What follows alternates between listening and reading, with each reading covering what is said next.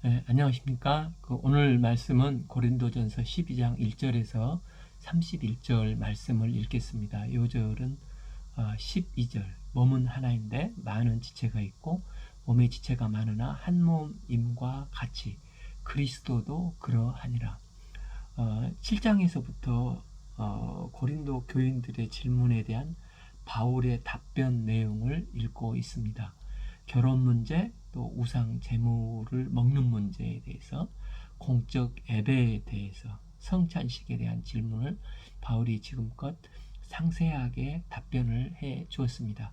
이제 12장의 질문은 성령의 은사에 대한 질문입니다. 2000년 전 고린도 교회는 영적으로 많은 은사를 받았음에도 불구하고 서로 내가 지닌 영적인 은사가 더 크고 더 깊다, 다툼이 있었습니다. 이 질문에 대해서 바울은 1절에서 11절까지 영적 은사에 대해서, 12절부터 31절 영적 은사 속에서 교회의 몸으로서 그리스도의 몸된 지체인 우리 자신들에 대해서 답변을 해주고 있습니다. 1. 형제들아, 신령한 것에 대하여 나는 너희가 알지 못하기를 원치 아니하노니. 바울이 신령한 것에 대해서 너희들이 질문을 해왔는데, 이것은 바로 뒤에 7절을 보면 성령의 나타나심과 그로 말미암아 주어지는 은사에 대한 말을 하는 것입니다. 이것에 대해서 바울은 너희가 반드시 알았으면 좋겠다는 것입니다. 12장 전체를 통해서 우리가 살펴봐야 할 것은 성령의 나타나심과 은사를 주신 목적이 무엇이냐는 것입니다. 너희도 알거니와 너희가 이방인으로 있을 때 말 못하는 우상에게 이끄는 그대로 끌려갔느니라. 이방인으로 있을 때가 과거형인데, 너희가 혈통적으로 이방인이라 할지라도 지금은 그리스도 안에서 하나님의 백성으로서 이제 더 이상 이방인이 아니라는 것입니다. 그들은 과거 모두 헬라 신전에 가서 우상을 섬겼던 자들이었습니다. 그런데 바울은 그 우상을 말 못하는 우상이라고 우상의 실체를 정확히 규정하고 있습니다. 그때 말 못하고 듣지도 못하는 쇠붙이, 이 돌덩이에 불과한 우상 앞에 가서 그들은 제사드리고 사제가 이끌고 가는 대로 춤을 추며 우상에게 복을 더 받고자 더 비싼 재물과 복제를 바쳤습니다. 그러나 말 못하는 우상에게 그들은 아무것도 얻을 수가 없었습니다. 사도 바울은 성령의 은사를 이야기하면서 왜 말 못하는 우상에게 끌려 살았던 이들의 옛 삶을 이야기하는 것입니까? 이는 성령의 은사를 받은 고린도 성도들이 마치 과거 우상에게 끌려 열광했듯 그 열광의 신비주의에 빠져서 서로 내가 크니 내가 신령하니 경쟁하고 있는 것이 마치 우상을 섬겼을 때와 지금 똑같다는 것입니다. 그래서 성경의 은사를 잘못 이해하고 변화되지 아니한 그들의 실체를 일깨워 주기 위해서 바울은 이렇게 말을 시작하고 있습니다. 3. 그러므로 내가 너희에게 알리노니 하나님의 영으로 말하는 자는 누구든지 예수를 저주할 자라 하지 아니하고, 또 성령으로 아니하고는 누구든지 예수를 주시라 할 수 없느니라. 여기서 하나님의 영으로 말하는 자는 말 못하는 우상과 대비해서 설명하면서 하나님의 영에 의해서 말하는 자를 말을 하고 있습니다. 예수님은 세상을 떠나시기 전에 성령님에 대해서 여러 설명을 해주셨습니다. 그중 요한복음 16장 13절 그러나 진리의 성령이 오시면 그가 너희를 모든 진리 가운데로 인도하시리니 그가 스스로 말하지 아니하고 오직 들은 것을 말하며 장래 일을 너희에게 알리시리라. 성령님은 자의로 함부로 말하시는 분이 아니시고 하나님께서 말씀하신 것만을 말씀하시고 성자 예수님만을 드러내시는 분이십니다. 그래서 그리스도인은 성령님에 의해서 말하는 자들로 함부로 말하는 자들이 될 수 없고, 오직 진리 안에서 말씀 속에서 성령님의 인도함을 따라 말을 하는 자라는 것입니다. 여기서 하나님의 영으로 말하는 자는 누구든지 예수를 저주할 자라 하지 아니하고, 이 말씀은 신명기 21장 23절 말씀, 나무에 달린 자는 하나님께 저주를 받았음이라 입니다. 그런데 예수님께서 나무에 못 박혀 십자가에서 돌아가셨습니다. 그러니까 예수를 부정한 자들은 저 예수는 하나님께 저주를 받은 것이다 하면서 예수를 부인했습니다. 그러나 성령님에 의해서 성령의 조명함을 받고 깨우침을 받은 자는 그 십자가에 달리신 예수님을 통해서 저주받아야 할 내가 내 대신 십자가에서 매달려 죽으심으로 나를 구속해 주신 구속의 주가 되셨다는 것입니다. 그래서 성령으로 말하는 자는 절대로 예수를 저주할 자라 아니하고, 또한 성령으로 아니하고는 누구든지 예수를 주시라 할 수 없다는 것입니다. 죄를 중시하는 헬라 사람이 볼 때 십자가에 죽으신 예수님은 무능하고 무력한 사람입니다. 그런데 성령 안에서 그분을 주시라고 고백한 사람은 내 대신 죄값을 치르신 구원자 메시아인 것을 알기 때문에 결코 주님을 부인할 수가 없습니다.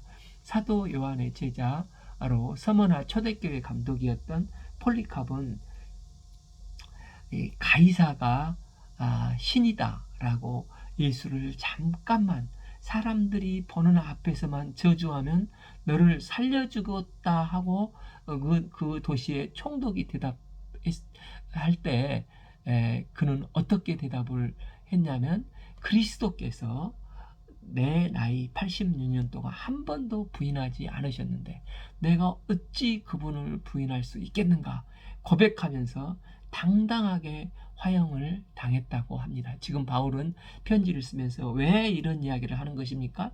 그들이 받은 은사를 성령의 관점에서 생각하지 않고 있기 때문입니다. 그들은 예수를 부인하지도 아니하고 십자가에 달리신 예수를 주요 그리스도라, 또 하나님의 아들이라고 부르지 않았느냐? 이것이 너희들의 지혜 때문이냐? 결코 아니고 성령님께서 너희에게 계시해 주셨기 때문이라는 것입니다. 따라서 너희들은 이미 성령 받은 사람들인데, 그런데 이 모든 것을 주신 성령 하나님의 관점에서 생각하지 않고 너희들이 성령 위에 앉아 있느냐라고 지금 지적하고 있는 것입니다. 그러면서 이제 사도 바울은 성령의 관점에서 성령의 은사에 대해서 설명을 합니다. 은사는 여러 가지나 성령은 같고, 은사는 헬라어로 이 카리스마를 쓰고 있고, 선물, 이 기프트라는 뜻입니다. 임금님이 은혜를 베풀어 준 선물, 즉 은사를 받았다, 이렇게 사용하지 않습니까? 이 은사를 공급하시는 주체자는 철저히 성령 하나님이시기 때문에 결코 은사는 인간의 자랑거리가 될 수 없고, 그 은사로 자기를 과시할 수도 없는 것입니다. 직분은 여러 가지나 주는 같으며, 여기서 직분은 헬라어로 디아코니아, 즉 봉사자, 이 봉사하는 사환을 가리킵니다. 직분은 여러 직분이 있습니다. 그 모든 직분은 봉사를 위한 것이라는 것입니다. 이 직분이 신분의 높낮이를 말하는 게 아니고 어떤 직분도 봉사를 위해서 주어지는 것입니다. 또 사역은 여러 가지나 모든 것을 모든 사람 가운데 이루시는 하나님은 같으시니, 사역은 여러 가지 형태가 있을 수 있습니다. 목사, 선교사, 기업인, 예술가, 또 구멍가게 주인, 동네 미장원, 선교지로 삼아서 사역을 어디든지 내가 서 있는 곳을 땅끝이다, 내 선교지로 삼아서 사역을 할 수 있습니다. 그 사역의 모양은 각각 다르지만 그 사역을 통해서 모든 일을 이루시는 분은 하나님이시라는 것입니다. 그래서 이것이 결코 우리의 자랑거리나 교만의 통기가 될 수 없다는 것입니다. 이것을 깊이 깨닫고 실행할 때 진정 신령한 자가 될 수 있고, 봉사를 하고서도 자기 의에 빠지지 않는다는 것입니다. 그럼 하나님께서 각각 은사를 사람에게 주신 목적은 무엇입니까? 7. 각 사람에게 성령을 나타내시면 유익하게 하려 하심이라. 성령께서 이처럼 각 사람에게 은사를 주시는 목적은 유익하게 하려 함이라는 것입니다. 즉 성령의 나타나심은 단순히 체험과 경험을 위한 목적도, 또 은사를 우월적으로 표현하기 위함도, 어떤 직분을 돋보이게 하기 위함도 아니고, 나와 더불어 내가 속한 공동체 모든 사람의 유익을 위해서 그 은사를 쓰도록 선물을 주셨다는 것입니다. 때문에 내가 스스로 신령한 사람인가, 아직 못 미치는 사람인가, 이걸 아는 방법은 내가 속한 이 교회 공동체 속에서 얼마나 많은 유익이 되고 있는가, 이 기준이 되는 것이라는 것입니다. 때문에 우리는 성령의 은사의 선물을 더 크게 받았다고 생각하는 사람일수록 더 겸손해야 되고, 서로의 유익을 위하게 하고 그리스도의 몸된 교회를 세워가는데 충성하며 서로 존경하며 하나가 되어야 한다는 것입니다. 이제 8절에서부터 10절은 성령의 은사 중 은사의 어느 종류에 대해서 설명을 합니다. 어떤 사람에게는 성령으로 말미암아 지혜의 말씀을, 어떤 사람에게는 같은 성령을 따라 지식의 말씀을. 여기서 지혜의 말씀은 하나님의 말씀을 깨닫는 은사이고, 지식의 은사는 바로 깨달은 말씀을 내 삶에 적용하고 다른 사람에게 설명하고 가르치는 은사를 말하는 것으로, 다 성령께서 주시는 지혜와 지식을 다른 사람에게 잘 표현하는 능력을 말한다고 할 수 있습니다. 다른 사람에게는 같은 성령으로 믿음을, 어떤 사람에게는 한 성령으로 병 고치는 은사를. 여기서 믿음은 구원받은 믿음이 아니라 보이지 않는 것을 붙드는 그런 은사의 믿음을 말하고, 병 고치는 은사는 신유의 은사를 말합니다. 그런데 병 고치는 은사가 헬라어로 복수형으로 쓰여져 있어서 단순히 육체의 질병만을 의미하는 게 아니라 영적 치유까지도 의미를 하는 것입니다. 제가 이제 신학을 할 때 총신대 한 교수님은 여름, 겨울 매번 이 중국과 인도에서 신학을 가르치고 선교에 헌신을 하셨는데, 그분이 그 낙후된 인도에 가서 신학을 가르치면서 기도하고 말씀을 선포하면 병이 낫고 귀신이 쫓아내는 경우가 많았다는 것입니다. 이처럼 의술이 발달되지 않는 당시에 병 고치는 은사가 중요한 은사였습니다. 이제 21세기에는 하나님께서 의학의 선물을 우리에게 주셨기 때문에 많은 의사들을 통해서 병 고치는 선물을 주셨습니다. 내가 그리스도인의 의사로서 병자를 낫게 해줄 때 하나님이 주신 은사로 사람을 치유시키는 것입니다. 그래서 2000년 전과 은사의 형태도 달라지고 내용도 달라지는 것을 우리는 보게 됩니다. 어떤 사람에게는 능력의 행함을, 어떤 사람에게는 애언함을, 어떤 사람에게는 영들 분별함을, 다른 사람에게는 각종 방언 말함을, 어떤 사람에게는 방언을 통역함을 주시나니. 여기서 애언은 미리 예자가 아니라 맡길 예자로, 애언은 쪽집게처럼 미래일을 탁 찍어주는 것으로 잘못 생각하기 쉬운데, 말씀을 맡아서 말씀으로 세상을 잘 풀어서 해석하는 은사를 가리키는 것입니다. 당신이 지금은 굉장히 고통스러운 환경에 있지만, 그러나 그런 가운데서도 말씀을 붙잡고 하나님을 사랑하니 이 말씀을 볼 때 하나님께서 반드시 너를 책임져 주실 것이다. 말씀으로 나의 과거를 해석해주고, 말씀으로 현재를 바라보고 오는 미래를 바라보는 게 이게 애언의 은사입니다. 하반부, 어떤 사람에게는 영들 분별함을. 지금 이 사람이 어떤 말을 하는데 과연 성령에 의한 것인가, 아니면 사악한 영에 사로잡혀 있는 것인가를 분별하는 은사를 말합니다. 다른 사람에게는 각종 방언 말함을. 여러 방언인데 그 방언이 구체적으로 어떤 은사가 되는 것입니까? 어떤 사람에게는 방언을 통역함을 주시나니. 그러니까 사도행전 2장 오순절 방언은 각 사람들이 자기 말로 알아듣는 방언이었지 않습니까?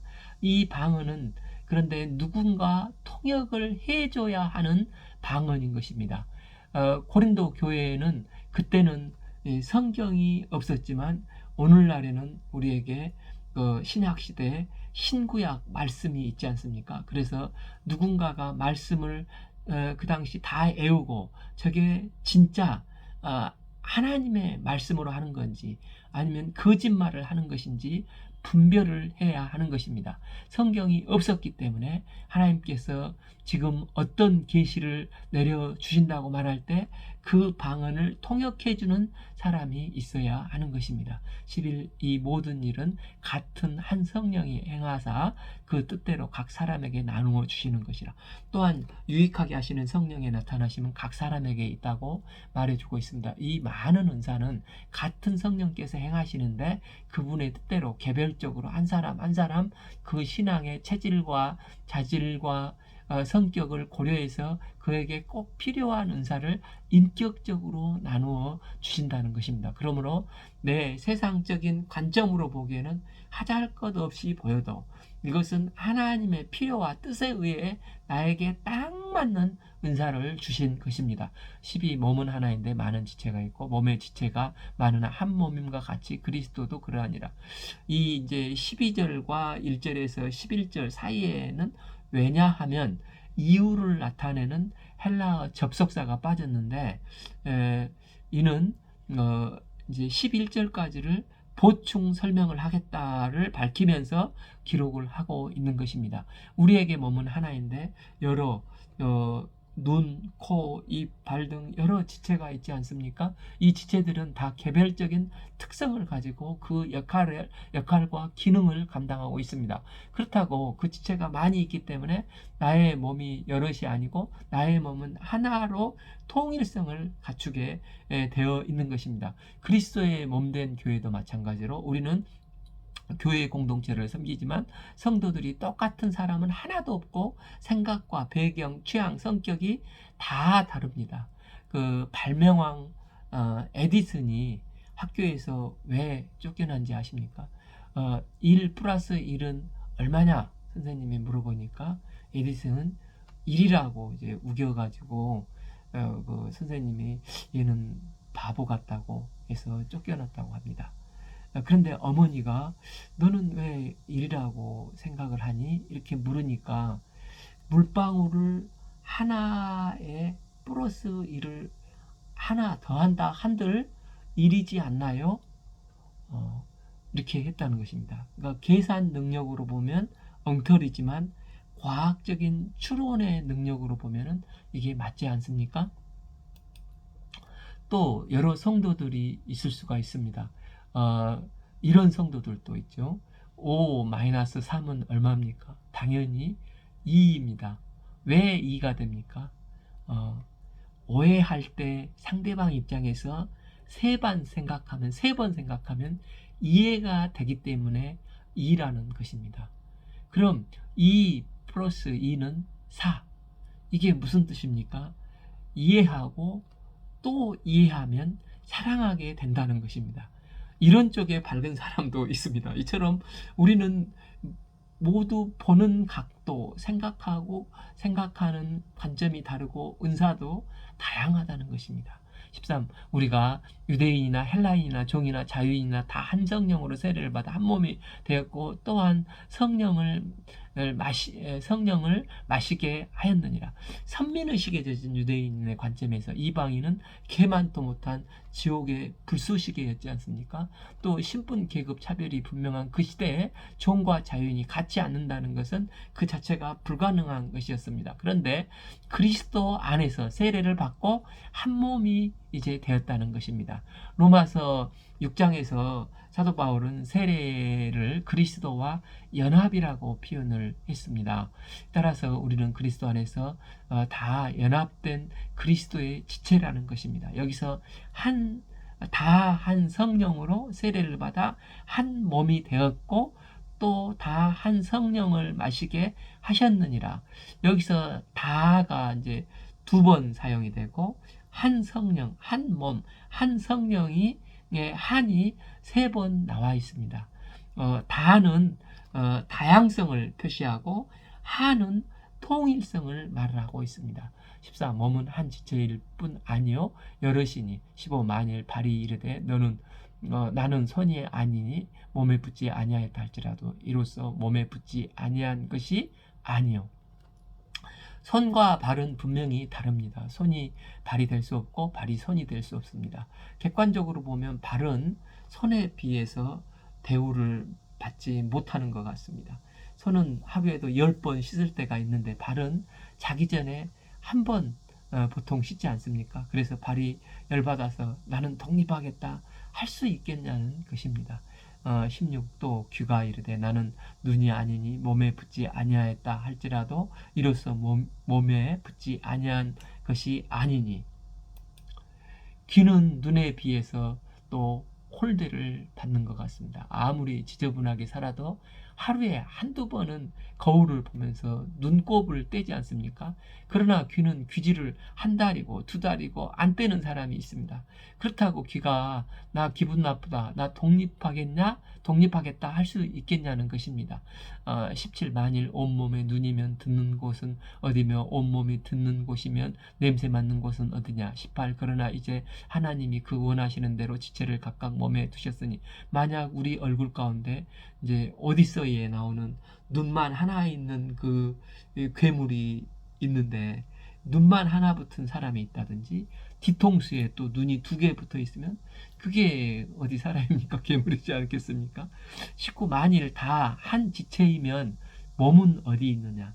20. 이 지체는 많으나 몸은 하나니라. 21. 눈이 손들어 내가 너를 쓸데없다 하거나 또 한 머리가 발들어 내가 너를 쓸데없다 하지 못하리라.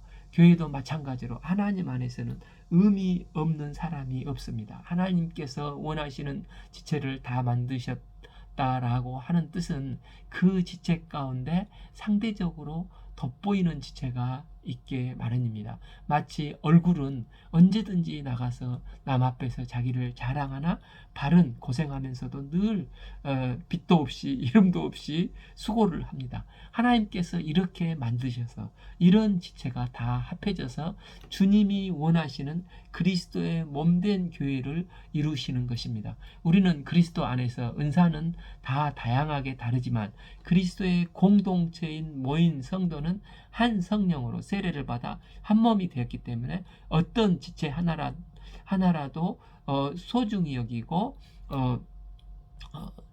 지체의식을 가져야 하는 것입니다. 병들고 고난을 겪게 되면 함께 아파하고 그의 기도 제목이 나의 기도 제목이 되어 함께 나누며 서로 중보를 해야 하는 것입니다. 20. 이제 지체는 많으나 몸은 하나니라. 여기에서도 헬라어 원문에는 그러나의 접속사가 들어있어서 이제 12절 19절에서는 사도 바울은 몸은 하나지만 지체가 많다는 구조로 단일에서 다양성으로 가는 구조였지만 이제는 반대로 지체는 많으나 몸은 하나다. 즉 다양성에서 단일성으로 향하는 말을 하고 있습니다. 21. 눈이 손들어 내가 너를 쓸데없다 하거나 또 머리가 발들어 내가 너를 쓸데없다 하지 못하리니 눈이 생각하기를 자기가 더 중요하니 눈이 손에게 너 쓸데없으니 떨어져 네 집에 가. 혹 머리가 발에게 쓸데없으니 너 나가. 이렇게 하면 어떻게 되겠습니까? 결국 그 몸은 자신이 불구가 되지 않겠습니까? 22. 굿뿐만 아니라 더 약하게 보이는 몸의 지체도 도리어 욕이 나고 우리의 심장이 단단하지도 않고 크지도 않고 형편없이 약해 보입니다. 그런데 그 심장이 만약 먹게 되면 다른 지체가 아무리 강해도 더 이상 움직이지 못하고 모든 육체가 굳어버리지 않습니까? 이처럼 중요한 것은 다 감추어져 있기 때문에 보이는 것만으로 판단하면 안 된다는 것입니다. 23. 우리가 몸에 덜 귀히 여기는 것을 더욱 귀한 것들로 입혀 주며 우리의 아름답지 못한 지체는 더욱 아름다운 것을 얻느니라. 그런즉 24. 우리의 아름다운 지체는 그럴 필요가 없느니라. 오직 하나님이 몸을 고르게 하여 부족한 지체를 귀중함을 더하사 우리가 우리의 몸을 가꾸면서 전혀 귀하게 여기지 않는 그것들을 자세히 보면 더 귀한 것으로 입혀주고 있다는 것입니다. 사람의 얼굴이 얼마나 아름답습니까? 그러나 그것을 가릴 필요가 없이 아름다운 것은 그대로 두시고 덮어야 될 것을 덮으시고 보호하시는 것을 보호할 것은 보호하시는 분이시라는 것입니다. 그러니까 연약한 눈동자는 눈꺼풀을 만드시고 그 머리 위에는 머리카락을 덮으시고 또 심장은 갈비뼈로 보호하시고 얼굴은 아무것도 없이 그냥 이게 드러나게 하셔서 하나님께서 몸을 고르게 하시는 것입니다. 그 이유가 무엇입니까? 25. 몸 가운데 분쟁이 없고 오직 여러 지체가 서로 같이 돌보게 하셨느니라. 지금 고린도 교회는 분쟁이 생겼습니다. 마치 지체들이 손과 발이 서로 잘났다 하면서 정죄 판단을 하는 것과 같습니다. 이유가 있겠지만 결국 서로 싸우고 싸우는 꼴이 되어버린 것입니다. 그러나 그리스도 안에서는 성령이 역사하면 몸이 온전히 고르게 되고 몸 가운데 분쟁이 없어지게 되는 것입니다. 모든 지체는 서로 돌보고 왼쪽 손등이 가려우면 오른쪽 손이 긁어주듯이 하나님께서는 우리 모든 지체가 서로 같이 돌아보게 만들어 주셨다는 것입니다. 26. 만일 그 한 지체가 고통을 받으면 모든 지체가 함께 고통을 받고 한 지체가 영광을 얻으면 모든 지체가 함께 즐거워하느니라. 그러니까 예를 들어서 망치로 일을 하다가 실수로 이 손가락을 치면 눈이 이 자식 조심해 이렇게 하지 않고 찍는 순간 큰 비명을 지르지 않습니까? 눈은 찡그러지고 온몸이 반응하면서 움츠려들면서 함께 고통에 동참하게 될 것입니다. 이처럼 고통은 서로 반감, 분담하는 것이 돼야 한다는 것입니다. 마찬가지로 26. 만일 한 지체가 고통을 받으면 모든 지체가 함께 고통을 받고 한 지체가 영광을 얻으면 모든 지체가 함께 즐거워하느니라. 지금 파리 올림픽에서 이제 우리가 5등인데 특히 그 10회 연속 여자 양궁 금메달을 땄습니다. 그러니까 한 지체의 이 즐거움이 모든 한국 사람들을 즐겁게 하고 환호하게 합니다. 이처럼 교회의 한 지체가 기뻐하면 모두의 기쁨과 즐거움이 되고 고통을 받으면 함께 고통을 받는 것입니다. 그런데 고린도 교회는 그게 지금 안 되었다는 것입니다. 27. 너희는 그리스도의 몸이요 지체의 각 부분이라. 지금 한 몸이 되어야 될 고린도 교회가 분쟁을 하고 있고 분열되어 있다는 것입니다. 그리스도는 절대로 분열될 수 없는 몸이십니다. 우리는 그리스도의 이름으로 구원을 받았고 그분의 이름으로 한 세례를 받았고 그분의 이름으로 살아가는 몸된 그리스도의 지체들입니다. 28. 하나님의 교회 중에 몇을 세우셨으니 첫째는 사도요, 둘째는 선지자요, 셋째는 교사요, 그 다음에는 능력을 행하는 자요, 그 다음에는 병 고치는 은사와 서로 돕는 것과 다스리는 것과 각종 방언을 말하는 것이라. 주님께서 몸된 교회를 위해서 은사를 베푸시고 지체들을 세우신 것을 설명을 하면서 몇몇 지체를 예를 들어서 설명을 합니다. 그런데 우리가 눈여겨볼 게 고린도 교인들이 방언으로 인해서 가장 문제가 많고 서로 크다, 잘났다 하고 있는데 지금 이 방언의 은사를 가장 뒤늦게 얘기했다는 것입니다. 그러니까 너희들이 방언만이 모든 신령한 은사같이 생각하고 서로 교만해지는데 그게 아니다. 은사에는 우열이 없고 모든 것이 주님을 위해서 교회 몸된 그리스도의 교회를 유익을 위해서 쓰여지는 도구일 뿐이다 하면서 설명을 하고 있는 것입니다. 29. 다 사도이겠느냐? 다 선지자이겠느냐? 다 교사이겠느냐? 다 능력을 행하는 자이겠느냐? 30. 다 병 고치는 은사를 가진 자이겠느냐? 다 방언을 말하는 자이겠느냐? 다 통역하는 자이겠느냐? 예를 들어서 나는 사도가 제일 멋있어 보여서 사도의 은사를 받아야겠다. 그래서 모든 성도가 다 사도의 은사를 받기를 원한다면 그 교회는 어떻게 되겠냐는 것입니까? 얼굴에 눈 하나만 딱 붙어 있는 것 같이 될 것이 아니냐는 것입니다. 그런데 주께서 주신 은사로 교회와 공동체를 섬기다 보면 그것이 내 자랑이 될 수 있고 부러움의 대상이 될 수도 있습니다. 그래서 마지막 결론으로 사도 바울은 뭐라고 말을 합니까? 30일 너희는 더욱 큰 은사를 사모하라. 또 내가 가장 좋은 길을 너희에게 보이시리라. 여기서 더욱 큰 은사라고 하는 것은 더 탁월한 은사를 의미하지 않습니까? 사도 바울이 오늘 본문을 통해서 계속해서 이야기하는 핵심은 은사에는 우열이 없다. 우월한 은사도 없고 열등한 은사도 없다.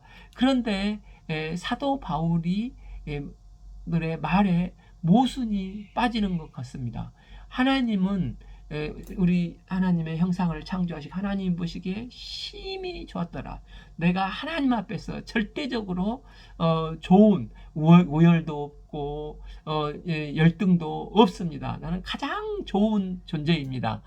그런 존재처럼 은사를 이렇게 주셨는데 이것은 은사 자체에 더 크고 더 작은 게 있다는 구별이 아니고 결과적으로 공동체를 유익하게 하는 탁월한 은사를 사모하라는 것입니다. 다시 말해서 어떤 은사이든지 공동체의 유익을 위해서 써야 하는데 그 길이 하나 있다고 하면서 내가 또한 가장 좋은 길을 너희에게 보이겠다고 하는 것입니다. 그러면서 공동체의 유익을 끝일 수 있는 더욱 큰 은사는 13장에 나오는 사랑의 은사를 이제 소개하고 있는 것입니다. 능력을 행하고 병 고치는 은사로 병자들을 고쳐도 사랑만큼 좋은 은사는 없습니다. 주님께서도 마지막 주신 새 계명은 서로 사랑하라이지 않습니까? 교회는 큰 자가 작은 자를 사랑하라. 틀린 말은 아니지만 이 틀린 말은 나는 가난하고 약하고 병들었기 때문에 사랑을 받기만 해야 한다. 이것은 틀린 말입니다. 그리스도 안에서 지체가 서로 사랑을 해야 됩니다. 나에게 주어져 있는 은사를 가지고 서로 사랑하고 동역을 해야 됩니다. 저희가 속한 공동체가 주의 사랑의 은사 속에서 서로 사랑하며 서로 돌보며 주님의 몸된 교회를 이루어가는 사랑의 공동체로 성장해 나갈 수 있기를 기도합니다. 오늘 말씀은 고린도전서 12장 1절에서 31절 말씀을 읽었습니다. 감사합니다.